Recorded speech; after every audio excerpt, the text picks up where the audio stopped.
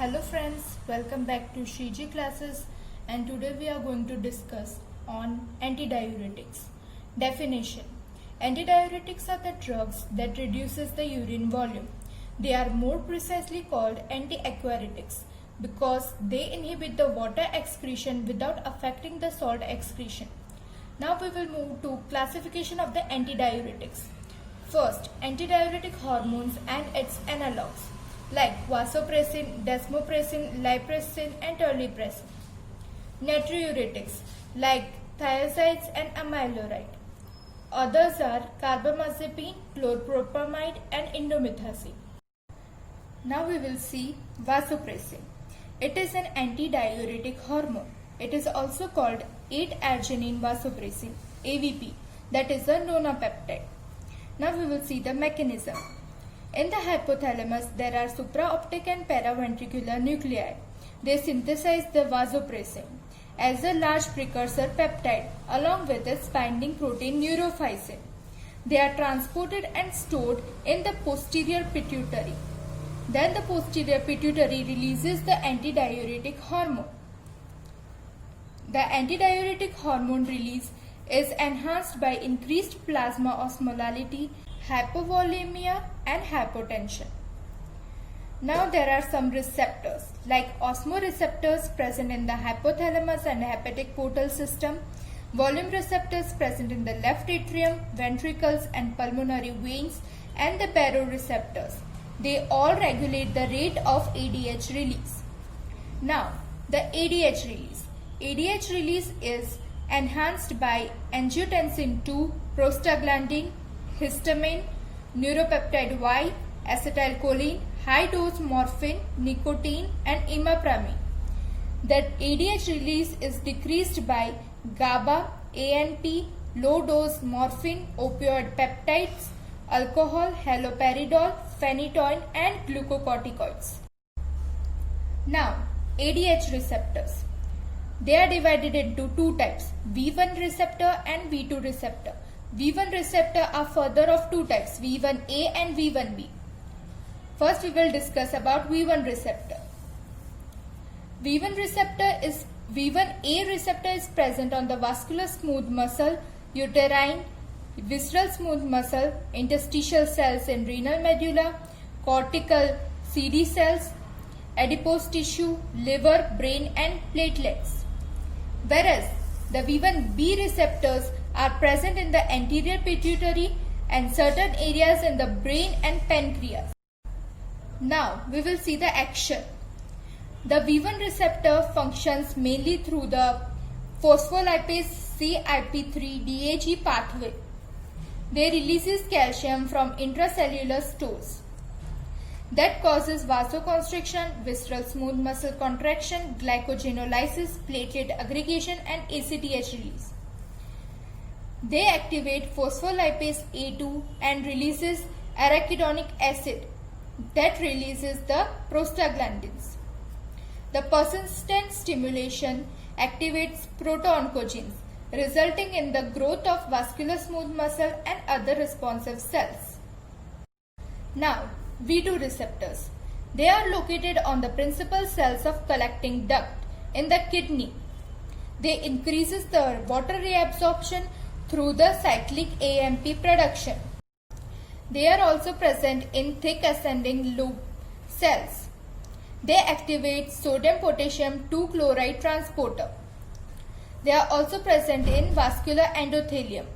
They release clotting factor 8 and von Willebrand's factor from the vascular endothelium. Tolvaptan and mozavaptan are the non-peptide V2 selective antagonists. V2 receptors function mainly through adenylyl cyclase cyclic AMP pathway.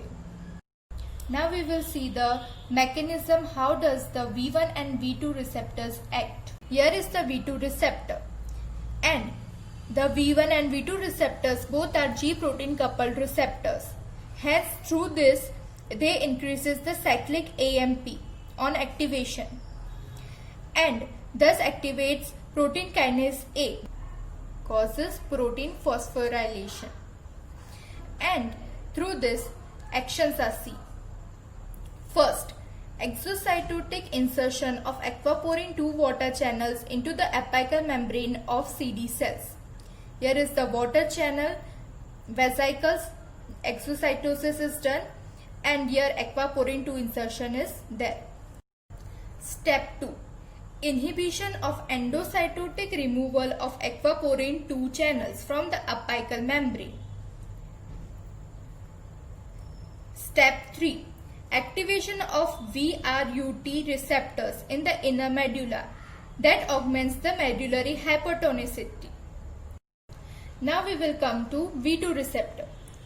Here the translocation, activation and increased expression of sodium potassium 2 chloride transporter occurs in the thick ascending limb of loop of Henle. The V1A receptor also causes vasoconstriction of the vasa recta. Now, the step 4. Here all the steps are written. Step 4 is translocation and step 5 is activation of the sodium potassium 2 chloride co-transporter in the thick ascending limb of loop of Henle.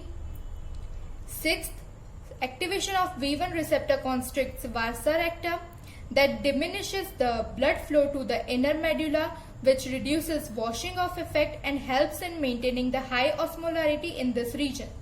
Step 7 and step 8 are the long-term actions. They are gene-mediated increased expression of aquaporin 2 channels in the CD cells and of sodium potassium 2 chloride co-transporter in the thick ascending limb cells.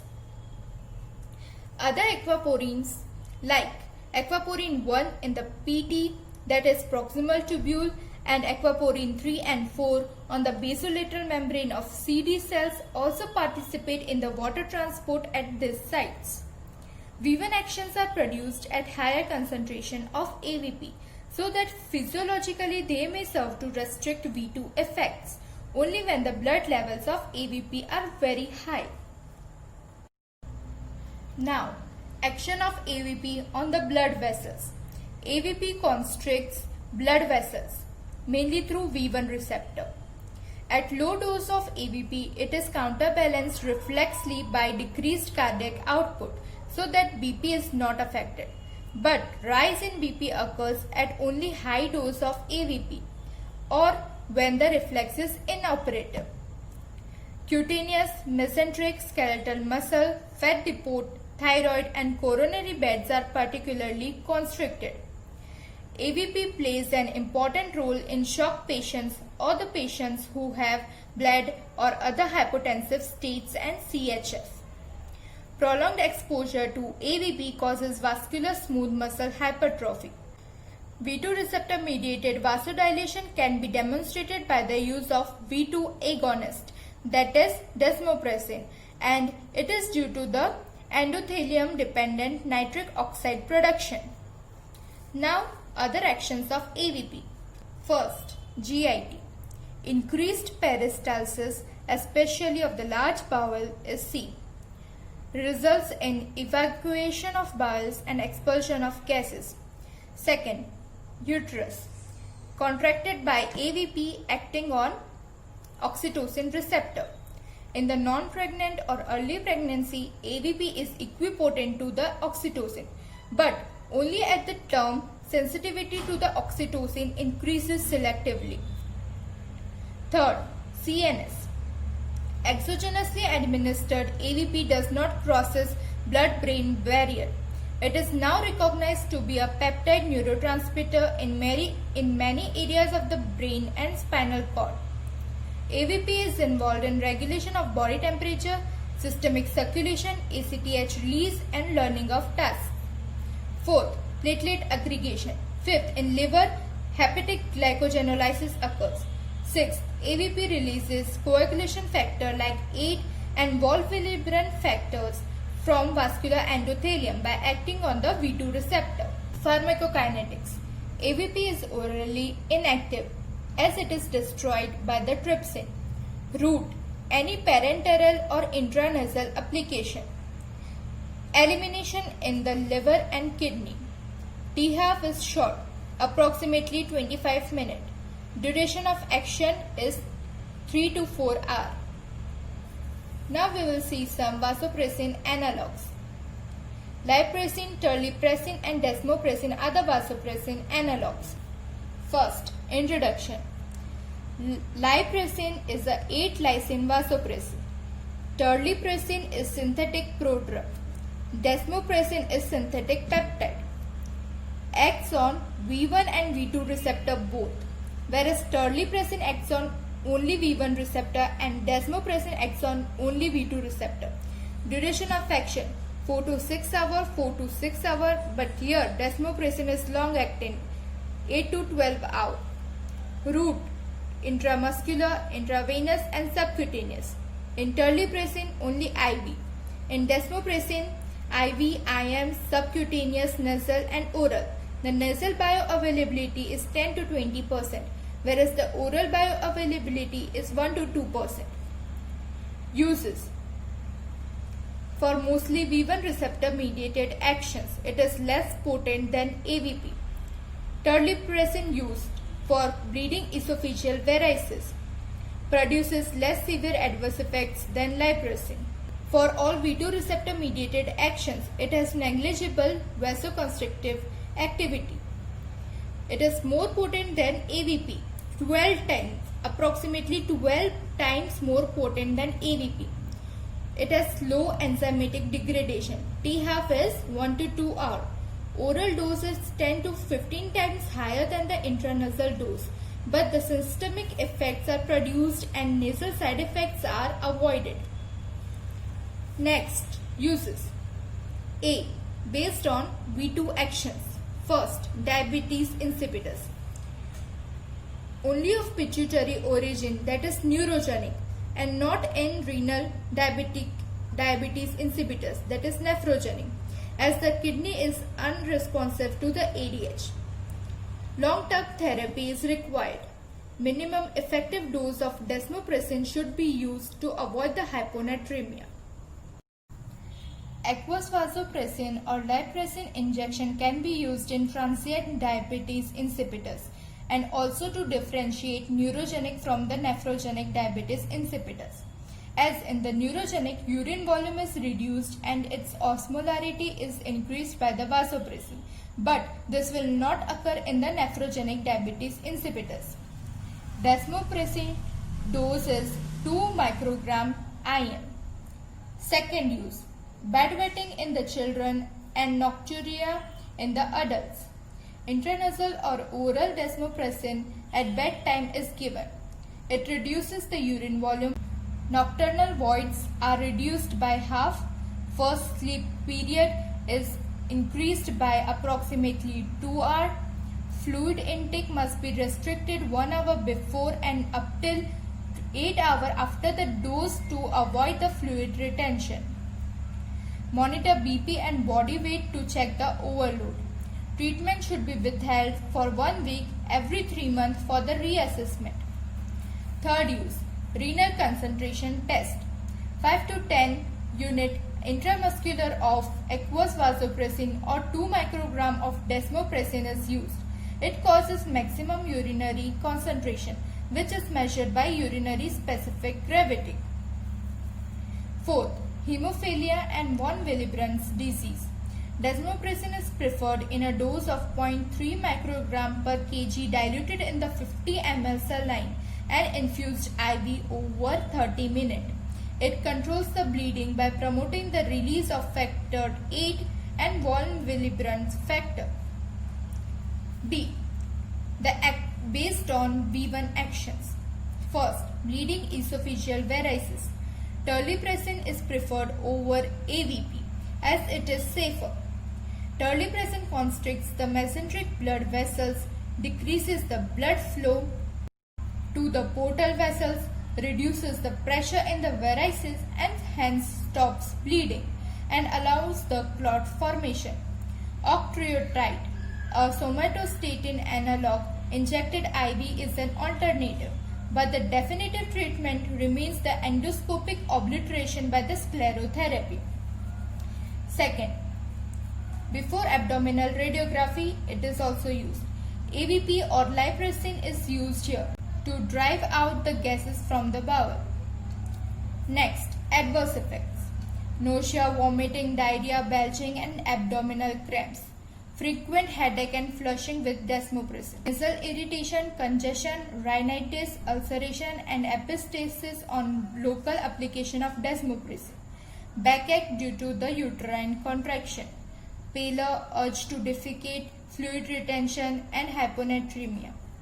AVP can cause bradycardia, increase cardiac afterload, and precipitate an attack of angina by constricting the coronary vessels.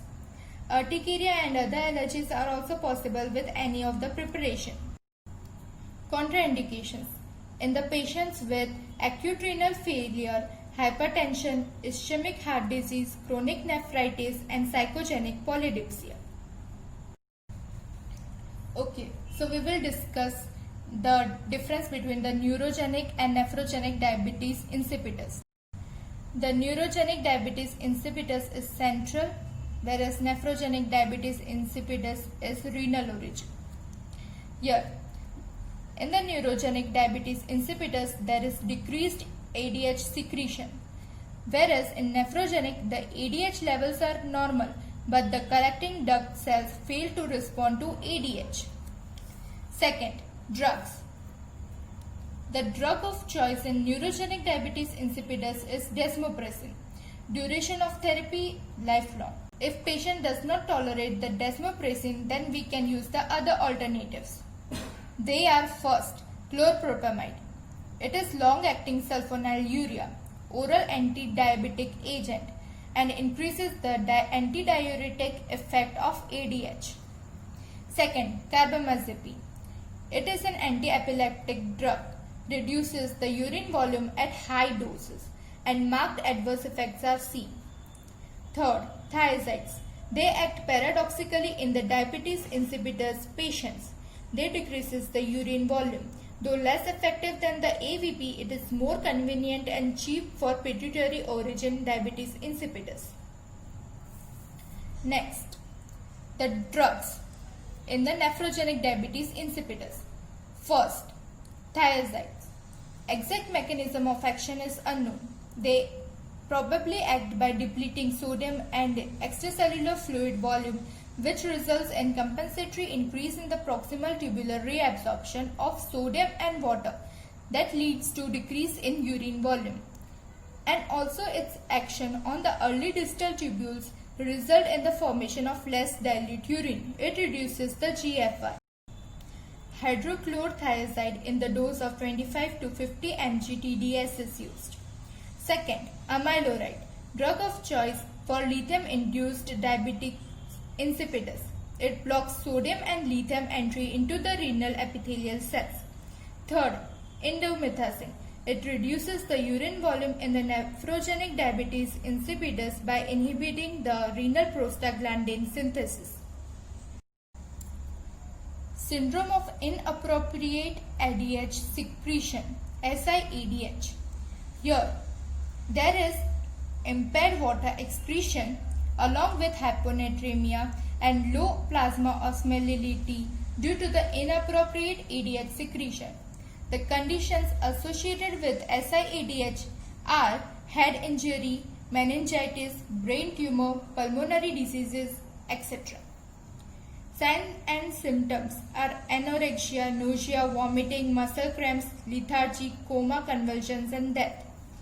Treatment: first, restricted water intake. Second, drugs like demeclocycline and vasopressin receptor antagonists. Demeclocycline and lithium is also used. It inhibits the action of ADH in the CD cells. Next, vasopressin receptor antagonists. They are tolvaptan, conivaptan, and mozavaptan. They all are the non-peptides. Tolvaptan is selective V2 antagonist. Conivaptan is V1A and V2 antagonist. And mozavaptan is V2 selective antagonist. Tolvaptan. The uses are in the hyponatremia due to CHF, in liver cirrhosis, and in SIADH. It increases the free water clearance and helps to correct the low plasma sodium levels. Side effects are thirst and dry mouth, GIT upset, and hyperglycemia. THAF is 6 to 8 hours, given once a day, metabolized by cytochrome P3A4, and the route is oral. Other vasopressin receptor antagonists are relcovaptan and nelivaptan. Relcovaptan is V1A receptor antagonist and the use is in the Raynaud's disease and dysmenorrhea. Nelivaptan is V1B receptor antagonist and the use is in depression. Thanks for watching my video. If you found it helpful, then please like, share and subscribe.